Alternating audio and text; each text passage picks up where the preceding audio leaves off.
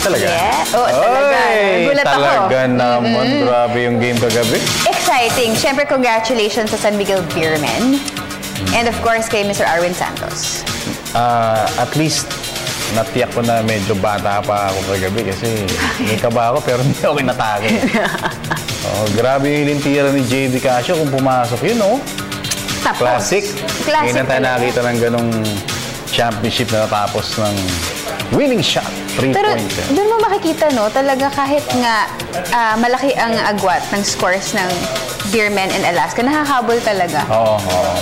And, napansin mo yung first half, yun, napansin nga ni Boss Art Agustini, no? Yung sinabi natin, dapat matapang siya, no? Si Junmar. Junmar, yung tapang doon. Hindi natin napanood kasi hindi tayo. Naka 20 plus 23 points, 25 rebounds, grabe. Pero congratulations siyempre sa San Miguel. And congratulations sa Alaska. Yes, for a good fight. Series. Samantala, marami pa tayong mga babalita. Marami, lahat kompleto. So, ready ka na, Meg? Ready! Okay, mga kaibigan, Luzon, Visayas, Mindanao, Mega Manila at World. Ngayon po ay araw ng Huwebes, ika-22 ng Enero, taong 2015. Simula po ng pagbabago. Simula ng pagtaha sa tuwid na landas. Kaya samahan niyo po kami sa susunod na isang oras dito sa inyong alternatibong newscast sa gabi. Ako po si Dennis Principe. Siyempre, sa amin kayong nasusunod sa mga balita. Nilalam namin na kahit sa dyaryo, itong yung unang binubuklat. Ako naman po, si Meg Siozon. At dahil tuloy-tuloy ang Chubibo ng Mayweather Pacquiao, yes, ito muna ang inyong paborito. BTV Sports. Yan po ay mga ating pagbubukas ng ating programa sa boxing. Hindi po si Manny Pacquiao ang makakatapat ni Floyd Mayweather Jr. sa May 2 play date sa MGM Grand sa Las Vegas, Nevada. Ito po ang paiwatig ng dating conditioning coach ni Manny Pacquiao na si Bitter Alex Ariza na ngayon ay nasa kampo na ni Mayweather. Kaya naman pala, ang kabuang detalye ay atid ni Miss Arian Malyare. Kung si conditioning coach Alex Ariza ang tatanungin, malabong maisakatuparan sa Mayo 2 ang mega bout ni Manny Pacquiao at Floyd Mayweather Jr. Ito'y dahil hindi umano ipinapabatid ni top-ranked Big Boss Bob Arum kay Pacquiao ang tunay na itinatakbo ng negosasyon ng magkabilang kampo.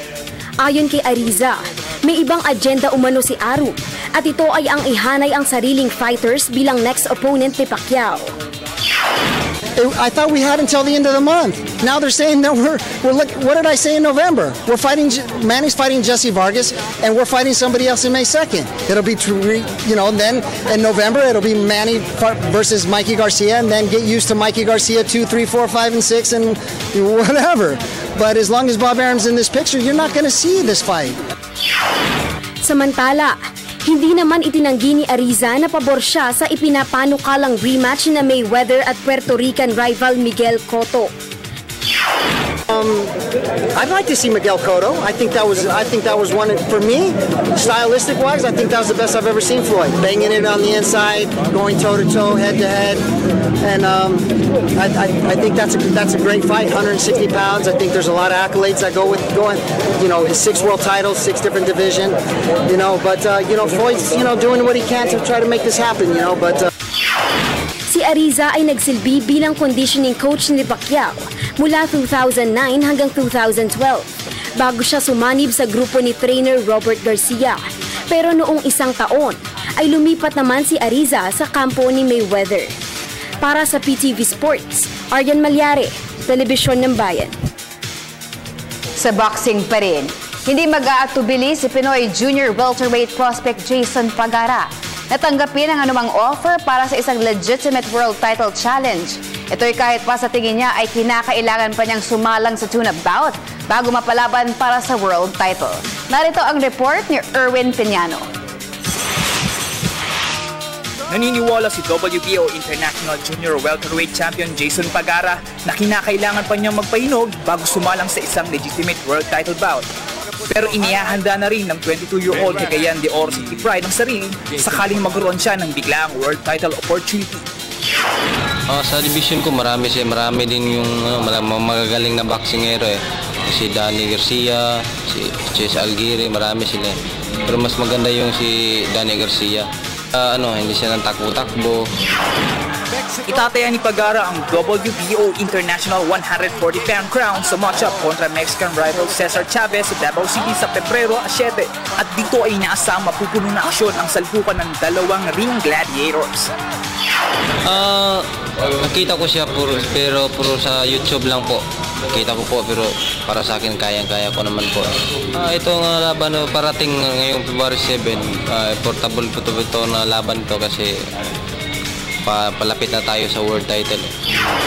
Sa ngayon ay hawak ni Pagara ang record na 34 wins, 21 by knockouts and 2 losses. At siya ay kasalukuyang rated number 4 sa WBO Junior Welterweight Division. Para sa PTV Sports, Erwin Peñano, Polytechnic University of the Philippines.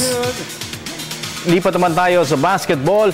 Tinuldukan na ng San Miguel Beermen ang mahigit 3 taong title drought sa Philippine Basketball Association o PBA. Ito'y matapos na manguso nila ang Alaska Aces 80-78 sa winner-take-all Game 7 ng PBA Philippine Cup Championship Series sa Araneta Coliseum kagabi. Lumamang ng hanggang 23 points ang Beermen sa first half bago nakahabol at nagawa pang agawin ng Aces ang driver's seat sa kalagitnaan ng fourth and final period. Pero hindi nawala ng loob ang tropa ni Coach Leo Austria at sa huling 43 segundo ng laro ay nagawang magbaon ng clutch 3-pointer ni forward Arwin Santos upang ibigay ang isang puntos sa bentahe sa Beermen. Nagkaroon pa ng pagkakataon ng Alaska na makanakaw ng panalo, subalit hindi tumama sa ring ang buzzer-beating 3-pointer ni point guard JV Casio.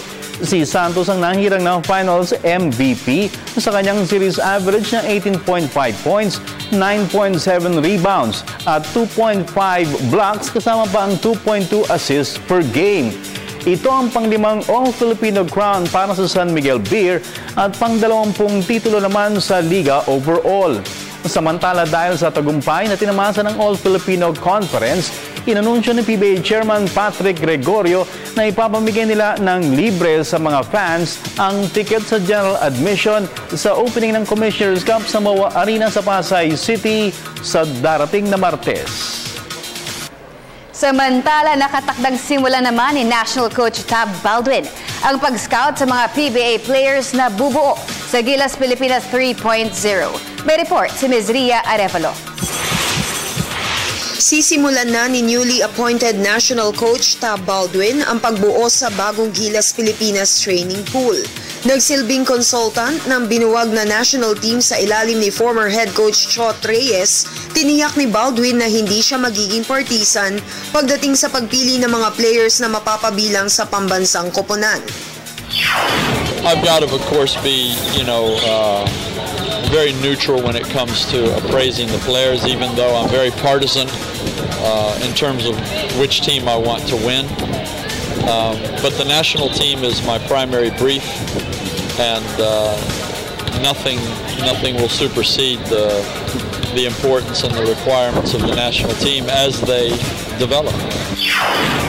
Nagpahiwatig rin si Baldwin na magkakaroon ng pagbabago sa sistema ng Gilas Squad, kung saan ang dating ginamit ng team ay ang pamosong dribble drive offense ni Reyes. At this point I'm committed to using the dribble drive offense, but it won't constitute the entirety of our offensive system. But I do believe that it suits the style of the Filipino player. And I have to continue to grow and learn in that offensive system myself. I've used it a little bit. I've been around it a little bit more. So I need to work hard. But that to some degree will dictate what types of players we're looking at. Si Baldwin at ang bubuuing Gilas team ay inaasahang sasalang sa dibdibang training camp bilang preparasyon para sa kanilang nalalapit na kampanya sa FIBA Asia Men's Championships na qualifier naman para sa 2016 Rio Olympics. Para sa PTV Sports, Ria Arevalo, Sports Radio 918. Sa collegiate volleyball, mataas ang moral na haharapin ng Roger Gorayev Mentored National University Lady Bulldogs ang league leader Ateneo Lady Eagles sa second round ng UAAP Men's Volleyball Competitions sa San Juan Arena sa Linggo. May report si Haji Caaminio. Bagamat kauupo pa lamang sa pwesto bilang head coach ng National University Women's Volleyball Team, masasabing nakapaagad ni Roger Gorayev ang sistema ng mga players ng koponan. Sa katunayan, sa ilalim ng patnubay ni Gorayev ay umani agad ng back-to-back victories ang Lady Bulldogs kontra UST Tigresses at Adamson Lady Falcons sa Season 77 ng UAAP. Salamat ulit, nanalo kami. Medyo nakuha na nila yung ini-explain ko sa kanila. Na nakuha na nila yung gusto kong gagawin. So, konti pang tulak. May mga ano pa din dun eh. May mga flows eh. Pero okay lang. Kumbaga, sa 100%, sabi mo nasa 60 na kami. Sina star spiker Jaja Santiago at outside hitter Myla Pablo ang namuno sa atake ng Lady Bulldogs upang umakyat sila sa ikatlong pwesto sa standings sa likuran ng Ateneo Lady Eagles at De La Salle Lady Spikers. Yung gusto ko lang kay Myla, pag naglaro kasi si Myla, parang walang, yung parang simple lang siya eh, hindi mo makikita na nagigigil siya or what, o gusto niyang patay. Parang walang intensity. Parang sa kanya, laro lang siya. Ganyan pa yung laro niya. Parang sa akin, row na row yung laro niya eh. Kung mag-ano pa siya, pupus pa niyang maigi yung sarili niya. So, maraming mararating kasi may potential. May tao itong team na to eh. Kumbaga, nandyan na yung tao, nakaplan siya na. Ang makakatapat ng National University sa pagsisimula ng second round sa linggo ay ang league leader Ateneo University. Para sa PTV Sports, Haji Caaminio, Telebisyon ng Bayan. Sa iba pang balita, mas dekalidad na training program ang ikinakasa ng Philippine Olympic Committee o POC para sa mga SEA Games bound national athletes. Ito'y upang mas mapalakas ang kanilang tsansa na malampasan ang 7th place finish sa nakalipas na edisyon ng Biennial Regional Games sa Myanmar noong 2013. Para sa detalye, nagbabalik si Ms. Arian Malyari. Masusing babantayan ng Philippine Olympic Committee o POC ang conditioning at training ng mga SEA Games bound athletes. Sa panayam ng PTV Sports, ibinunyag ni POC President Jose Cuangco Jr. na sa susunod na linggo ay pupulungin niya ang mga national coaches at athletes upang mailahad ang mga programa para sa SEA Games. We will announce to them our program and then ask them also, what do you think? If any suggestions yourself.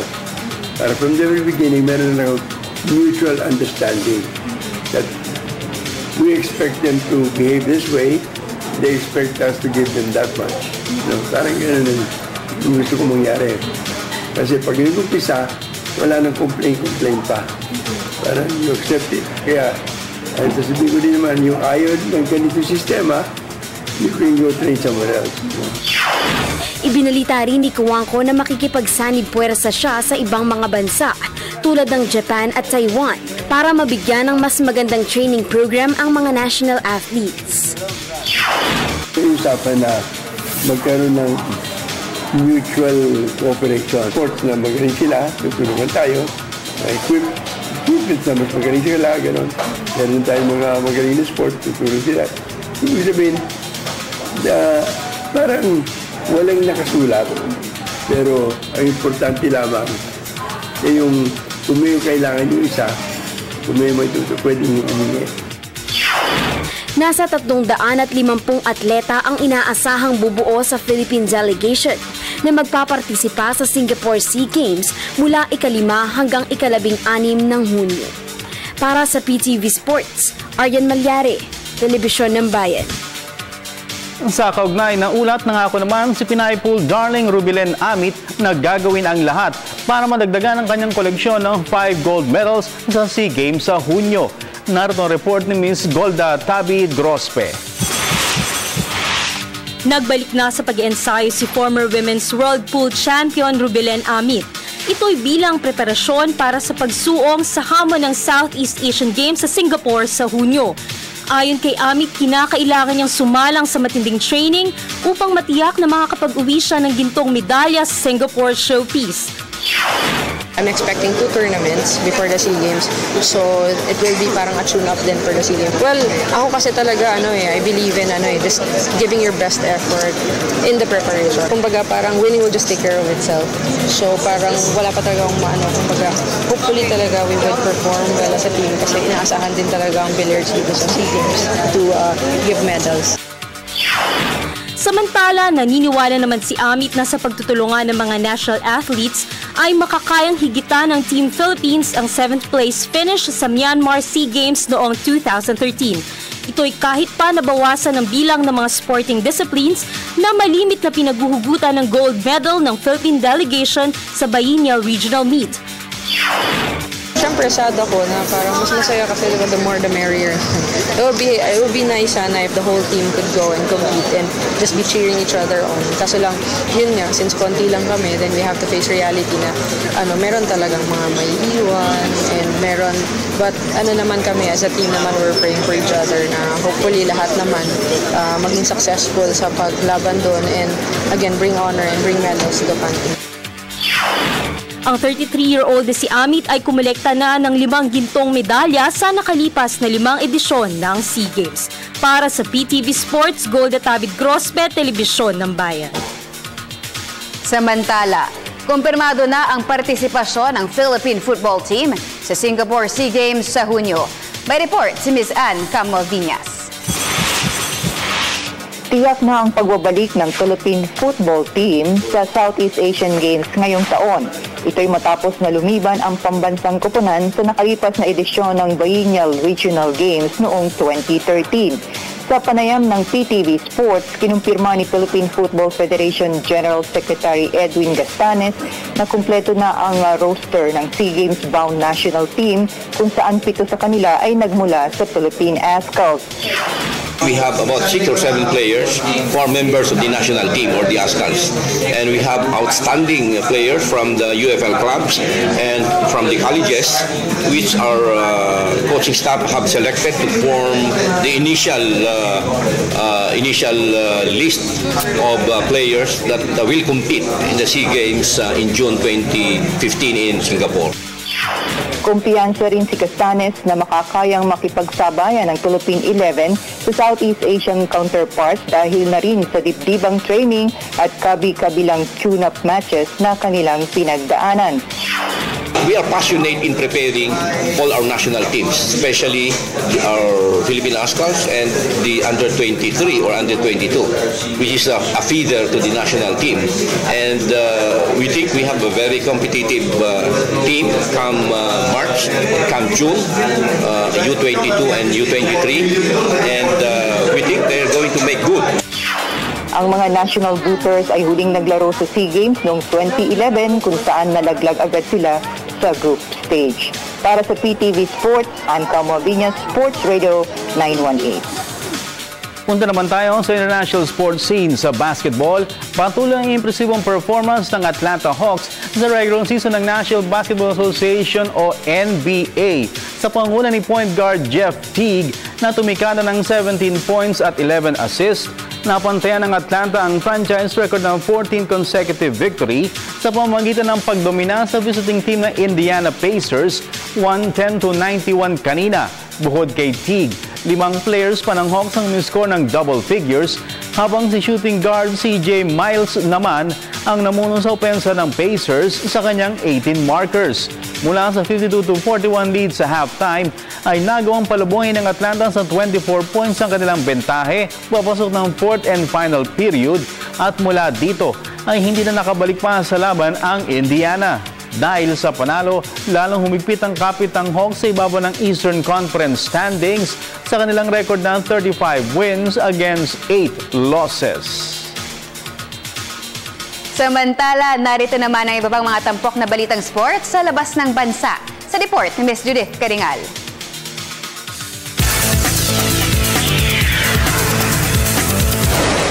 Masa-sideline pa ng 2 hanggang 4 na linggo si New Orleans Pelicans starting point guard Jrue Holiday. Ito'y matapos na ma-diagnose siya na may stress reaction sa kanang binti. Ang 6'4" dribbler ay lumiban na sa huling 4 na games ng Pelicans dahil sa pangmaga at pananakit ng kanyang lower leg. Kasalukuyan nag-average si Holiday ng 15.2 points at 7.1 assists per game ngayong season, kung saan ang Pelicans ay nasa pang-10 pwesto sa Western Conference standings. Sa tennis, nalampasan ni 2009 winner Rafael Nadal ang mabigat na pagsubok na kinaharap sa kanyang ikalawang asignatura sa men's singles ng Australian Open sa Melbourne Park.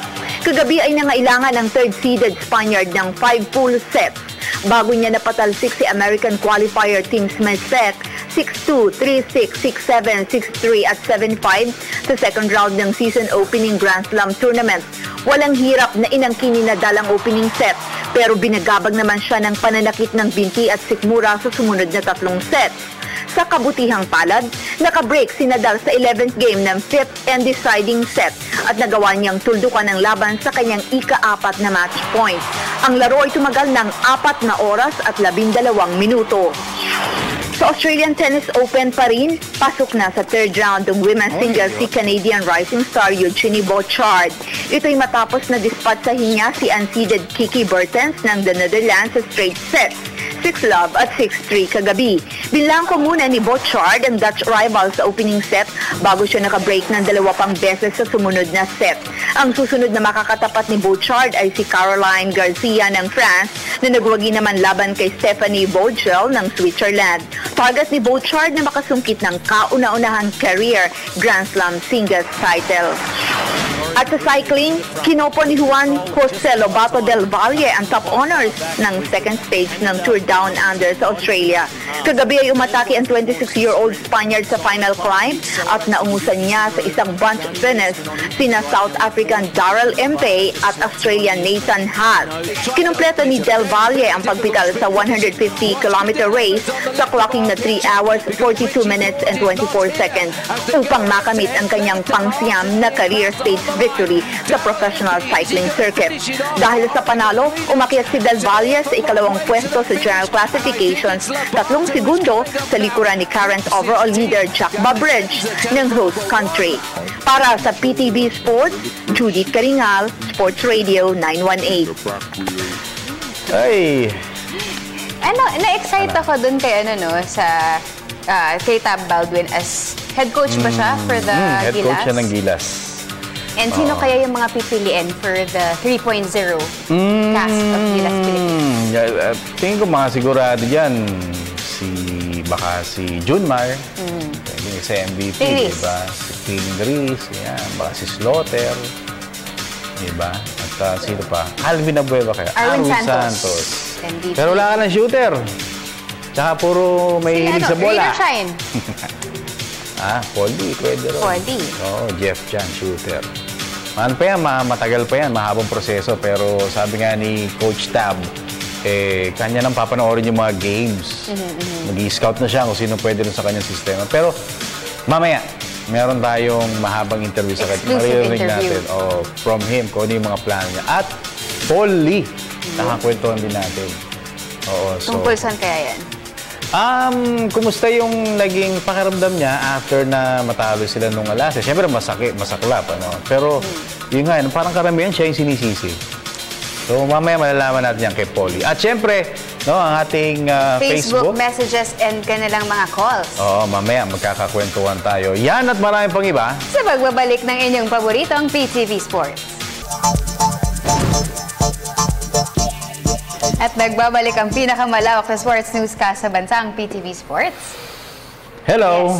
Yan, at open na yung ating Facebook at yung ating pong number. Pwede kayong tumawag via cellphone. Tawag lang wala munang text dun sa ating number. Pero syempre, if they wanna send their messages via Facebook, just type in www.facebook.com/PTV4Sport. Okay, at ang ating pong cellphone number, 0936-537-9349. Again, 0936-537-9349. Nakakonect na yun dito, no? Nakakonect na nga ba? Ayan na, okay na, pero dito tayo pumunta.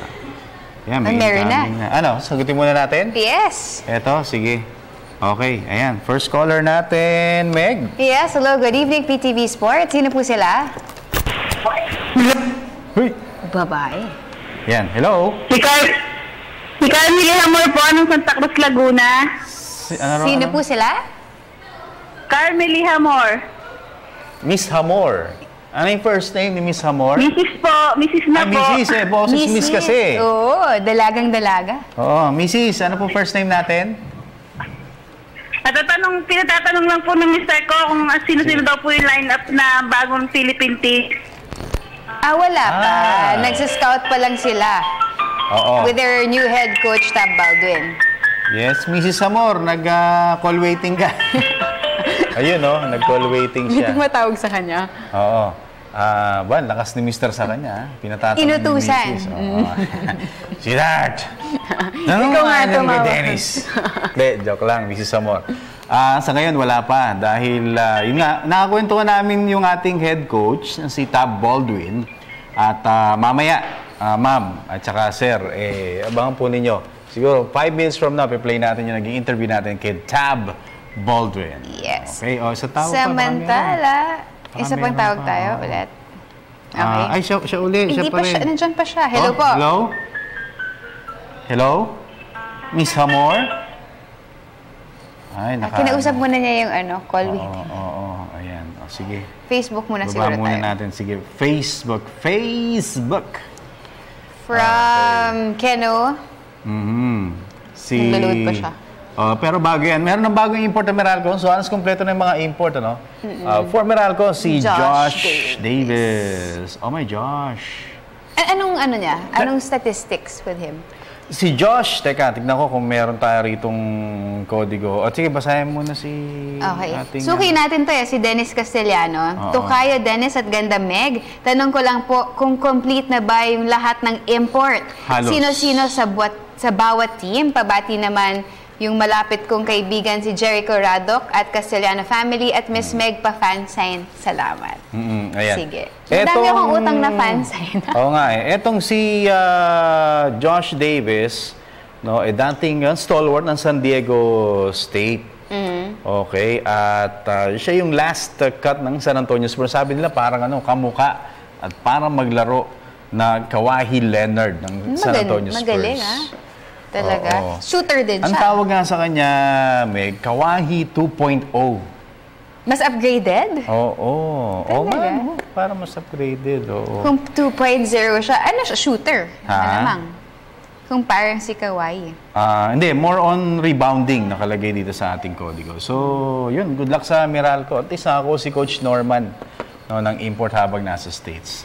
Madalas tinatanong niya yung complete list ng ating imports. Sige nga, meron naman So ulitin natin from Alaska Ace si DJ Covington. Okay? Correct. Baracubol Energy, Solomon Alabi. Correct. Barangay Ginebra San Miguel, Michael Donigan. Darating pa lang. Yes, the comebacking. Blackwater Elite, Chris Charles. Nandito na. Global Port Batang Pier, CJ Leslie. Naglaro na kahapon. Magaling? Magaling. Magaling, okay. Magaling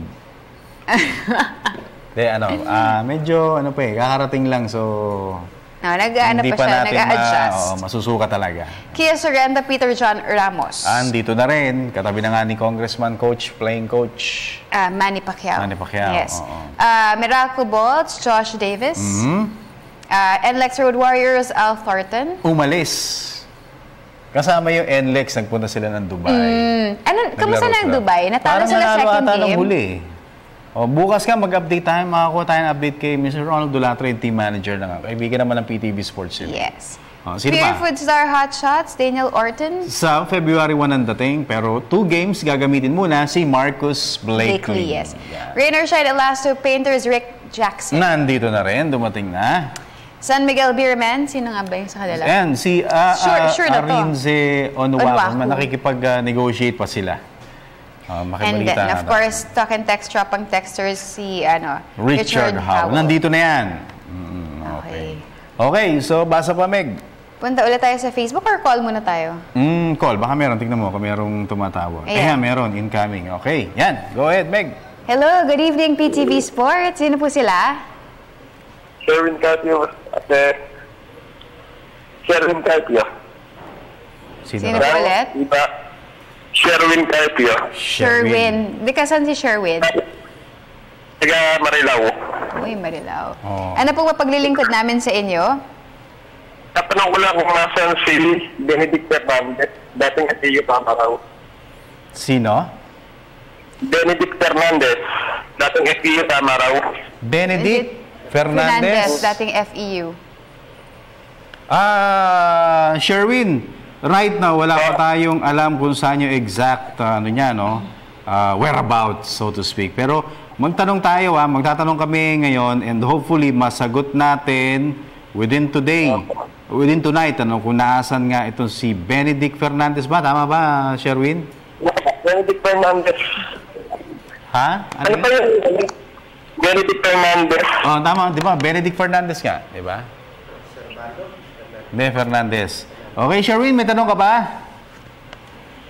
Tatanong ko lang po kung standing ng Cavaliers. Standing ng Cleveland Cavaliers. Teka, tingnan natin dito, ha? Fan ka ba ng Cleveland, Sherwin? Hello, Sherwin. Ito po. Sherwin. Hello. Hello. Yeah, hello. Fan ka ba ng Cavaliers? Apo. Irving. Kay LeBron James. Right now, ang Cleveland ay nasa number 5 sa Eastern Conference. Ang record nila, 23 wins and 20 losses. Number 1 pa rin ang Atlanta Hawks. Okay, 35-8. Sige, Idol, thank you. Yun lang. Pabati na lang. Sige, go ahead, Sherwin. Pabati na lang sa girlfriend ko kay Marie Valencia, taga Bulacan. Okay, very good. Okay, maraming salamat. Thank you. Yan, si Sherwin.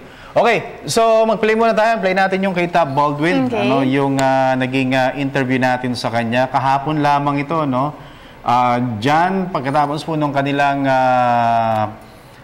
tune-up game with Pure Foods, natalo sila. Pero yung pinag-usapan namin doon, Meg, ay kung ano yung plano niya for the upcoming national team natin. Collectively known as Gilas Pilipinas 3.0. Yan. So, Direk, ready na kami? Ready ka na? Okay, eto na si Tab Baldwin ng ating national team head coach.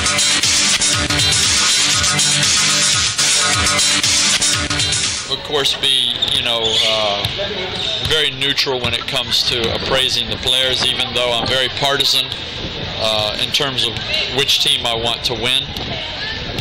But the national team is my primary brief, and nothing will supersede the importance and the requirements of the national team as they develop.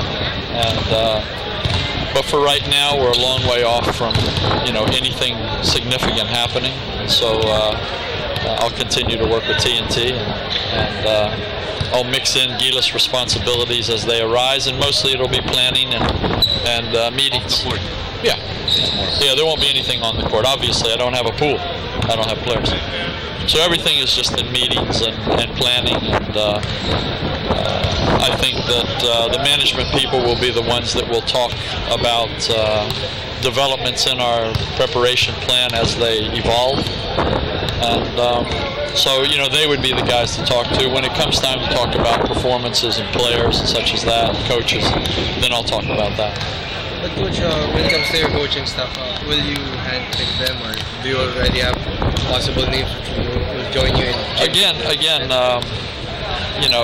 I will put my preferences to the wider management group, including SVP, PBA, and the MVP group, and there will be discussions. And at the end of the day, I would hope that they would, go along with what I want, but they will have their input, and I'm going to sit down and try and be very logical and very measured in everything that I do, and I want to make sure that the entire basketball community feels represented, and it's important to me.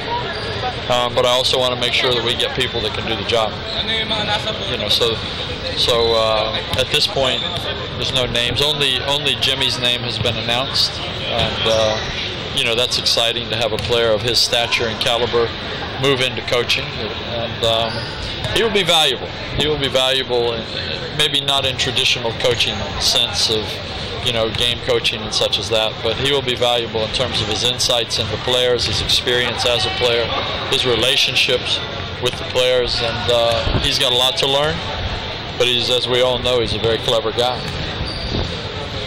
I don't know if you've mentioned this in previous interviews.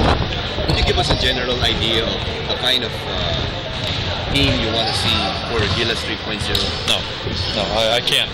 I can't really do that because some of that will be dictated by injuries, availability, competition among spots, and I intend to pick the best team that I can. And you know, at this point, I'm committed to using the dribble drive offense, but it won't constitute the entirety of our offensive system. But I do believe that it suits the style of the Filipino player, and I have to continue to grow and learn in that offensive system myself. I've used it a little bit. I've been around it a little bit more, so I need to work hard. And that, to some degree, will dictate what types of players we're looking at. But Coach, where does Marcus fall in this scheme of things?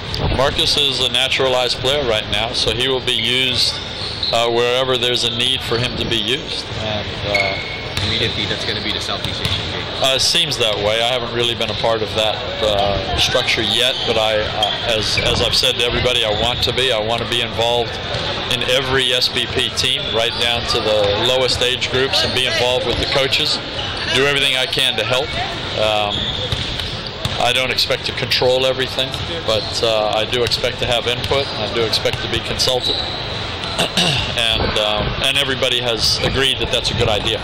So, you know, we have to get to work on those sort of things pretty soon. And yes, I suspect that his involvement in, I don't know, do we call them Gilas teams or cadet teams or Gilas B teams or whatever? I do expect that he will have some involvement there. And again, you know, he has to perform well. And but he is an option as a naturalized player because he's already got the passport and he's here. So he'll be expected to be working, and I'm sure that he will.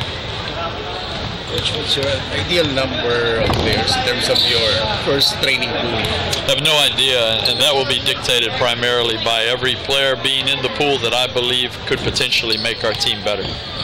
And then it'll be about selecting positionally to some degree. We can't have 12 guards, and we don't have 12 big men. So, you know, there will be players that I think in the end a strong case can be made that they would deserve to be selected, but because of positional constraints, somebody will have to be left out. I anticipate that, but and I hope for that, actually, but because I hope the pool is that strong. And from what I've observed, I believe that it is.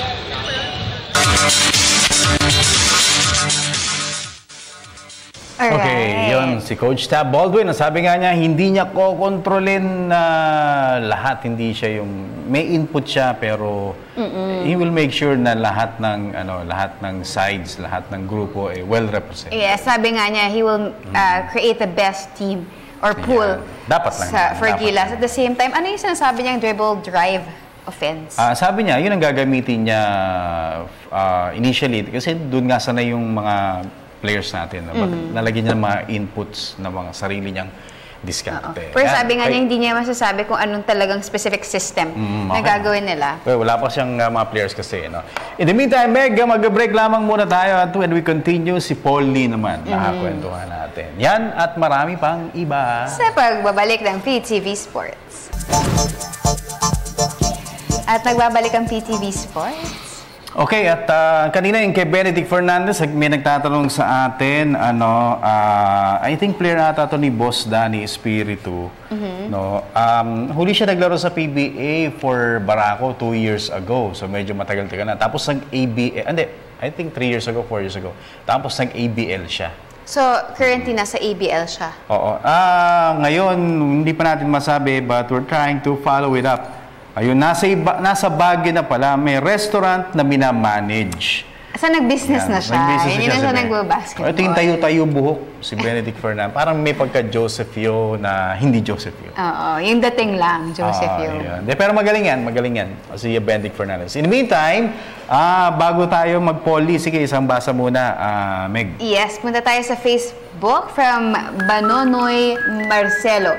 Sabi niya, good eve, Idol Dennis and beautiful Meg. Ask ko lang kung fit ba sa Ginebra si Danigan. Thanks at pabati ang Meralco family dito sa Baliwag, Bulacan. Laging nakasuporta sa PTV Sports. Thanks and more power. Maraming salamat. Marcelo family sa Bulacan. Kamag-anak kaya ito ni Tata Bert. Marcelo. Hindi mo kilala yun. Kabilang din po nakakilala. Fit ba daw si Danigan sa Ginebra? Malalaman natin. Pero so far kasi, yung laro niya with Air 21 noon as a big man, so puro ilalim, may mga big man na naman ng ano no? Madami ng big man ng Barangay Ginebra. Nandyan si Greg Slaughter. Oo, syempre. Si Japet, pero si Japet more on ano kasi, sa labas ng gagaling. Ayan. Tapos, eto na, Polly, direct, ready ka na? Si Polly naman ang ating papanoorin, papakinggan yung naging interview po natin sa kanya nung minisita po natin sila sa practice ng Rain or Shine the other day. So, ready ka na, direct? Polly ng Rain or Shine. Ngayon, after yung last conference, na medyo inala tayo against medyo okay naman so move on na lang. Prepare na lang kami sa next conference. Sabi nga ni Coach Cheng sa amin na marami naman championship pa naman hindi naman naubos yan. So bye-bye na. Prepare na ulit kami, kalimutan na namin para mas maganda yung focus namin sa next conference. Nung after the game, kausap namin si Coach Cheng, kasi lahat parang yung brand nung pagkatalo parang sa'yo binabato nung mga observers. Pero sabi ni Coach Cheng, sa team ninyo, walang isa, dalawang player na sinisisi. Kumbaga, kung matalo, lahat inaako, no? But for you personally, the way na naglaro ka noon, the way ka na depensan, the way na yung naging contribution mo, kumbaga for those na nanonood, sinasabi parang kulang. Is it something na parang, kumbaga, nasa likod din ng isipan mo? Oo naman, syempre, inaamin ko naman na nadepensahan talaga ako. Credit din talaga sa depensa ng Alaska, talagang sobrang pinagandaan talaga kami. Actually, kung hindi lang naman ako Yun nga, parang sinabi ni Coach Cheng na ganun, nagpapatunay na hindi lang sa akin talaga, yung sa team. Kasi sa amin, kailangan maglaro talaga lahat ng average game or kung mas maganda pa para manalo every game. Hindi naman kami nagre-rely sa isang tao na kailangan umiscore ng 20 pataas para manalo yung team. So, actually, halos lahat kami nag-struggle talaga So, hindi lang naman ako yung mababa yung percentage Halos lahat bumaba talaga kami. Talagang masabi mo talagang pinagandaan talaga ng Alaska talaga yung semis. Kaya yun, magandang lang is kalimutan na, then kuhanin na lang namin yung mga dapat naming matutunan. If ever sa'yo, personally, individually, ano yung mga bagay na tingin mo dapat mong improve or right now tinatrabaho mo para maging mas maganda yung next conference? Sa akin yung kailangan kong matutunan yung once na dinoble team ako sa ball screen, yung ma-atake ko ng maayos, tsaka ma-create ako sa para sa teammate ko. Kasi yun talaga yung once na nag-ball screen ako, quick trap kagad. So pinapag-give up talaga sa akin yung bola. Kung pipilitin ko, 4 shot yung mangyayari sa akin. So yun siguro yung mga dapat ko pang matutunan. Siyempre, every conference naman, kailangan may matutunan ka talaga. Kailangan i-improve mo pa yung skills mo. Tsaka lagi ding nire-remind ni coach sa amin na hindi lang dapat yung skills mo yung mag-grow Kailangan mag-grow kayo as a team. Kailangan sabay-sabay talaga kayo. So, pa rin ako, positive pa rin ako dito sa team namin. Pero yung ba yung first time na nakaranas ka ng ganong klaseng depensa sa entire career? Hindi naman ganun, hindi naman yun yung first time ko. Kaso nga lang, nagkasabay-sabay talaga sama ng outside shots namin. So, ball screen, malilibre yung big man. Pag napasa namin sa big man, hindi sila nagko-connect sa perimeter. So, yun, mas lalo nang nag-tight yung depensa So, siguro nung semis namin, nagkasabay-sabay lang talaga. Yung 3 points namin, hindi kami makakonect sa labas talaga. Kaya medyo masikip yung court para sa aming mga guards, lalo na si Jeff, ako, sila Gabe. Mas sumikip para sa amin. And lastly, hindi ko alam kung tama tong assessment ko, pero parang you've been losing some weight. Meron bang effort talaga na mag-boss ka na? Nag-lose ako ng weight since naggilas ako. Nung pumasok ako sa gilas nung first time ko sa China, na-experience ko yung first international league ko na medyo, sabi ko, parang mabigat ako medyo nahihirapan ako sa international. So nung pagbalik namin dito, tapos pagpunta namin ng Miami, papunta ng Spain, doon talaga ako nag-lulus ng weight. Binawasan ko yung kain ko, tapos syempre yung practice namin twice a day. So mas marami kaming ginagawa. Tapos nag-diet pa. So talaga ngayon mini-maintain ko na lang. So mga ilang pounds yung nawala sa'yo? Naalala ko nung nag-finals kami nung San Mig. Mga nasa 218 ako. Tapos nung last time na ngayon, talagang minomonitor ko, lagi ako nag-check. Nasa 200 to 203 lang naglalaro. Minsan mababa, minsan 203, tapos mababa ng 201, mga ganun. So, doon ko na lang nilalaro. Pagdating sa pagkain, ano yung malaking nasakripisyo na hindi mo na kinakain ngayon or binawasan? Yung talaga, yung kanin talaga. Malakas ka pa sa kanin? Before, hindi naman ganun kalakas, pero dumidepende pa rin ako sa mga ulam na pag masarap yung ulam, siyempre mas marami yung nakakain ko.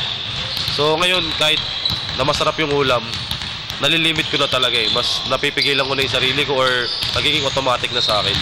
Tsaka yung mga fast foods like mga McDonald's, Jollibee, mga soft drinks, lahat ng matatamis, binawasan ko na. Lastly, Paul, siguro message mo sa mga fans mo, lalo na dun sa mga in a way na disappoint after what happened to last one? Message ko sa kanila na sana supportahan pa rin kami. Kahit na ano mangyari sa team, manalo matalo, sama-sama lang tayo.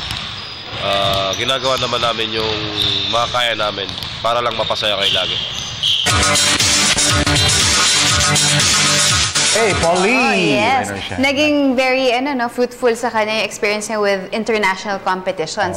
At lalong mas naging strict siya sa kanyang mga diet and mas naging disiplinado. Laki na nawala, no? From 218 na 202 na lang, 201. Oo.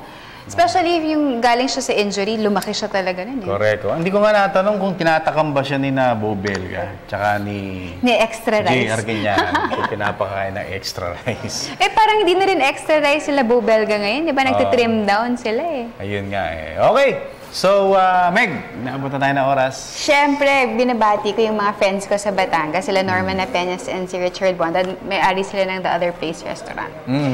Masarap doon. Punta tayo doon one time. Dapat malaman ko yan.